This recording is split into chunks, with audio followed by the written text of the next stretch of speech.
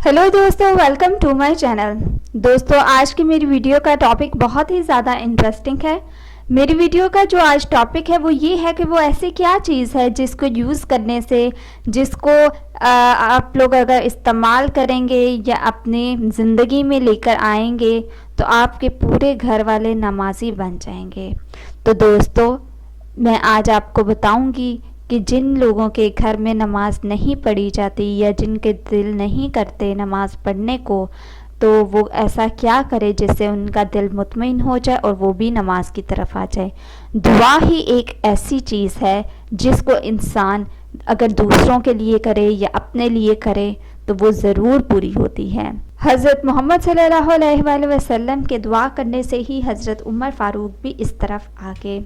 दोस्तों, दुआ कबूल होने का वैसे तो कोई वक्त नहीं होता, किसी भी टाइम कबूल हो सकती है, लेकिन अगर तहज्जुद के वक्त दुआ की जाए और जो कुछ भी मांगा जाए तो हर इंसान को ज़रूर मिलता है, क्योंकि उस वक्त पूरी कायनात सो रही होती है और सिर्फ वही लोग जागते हैं जो अल्लाह के नेक बंदे होते हैं, जो नेक दिल वाले होते हैं, और वो तहज्जुद की नमाज़ पढ़ने के लिए उठते हैं और अल्लाह ताला भी उनकी दुआ ज़मीन पर आकर सुनता है और उनकी दुआ ज़रूर कबूल होती है।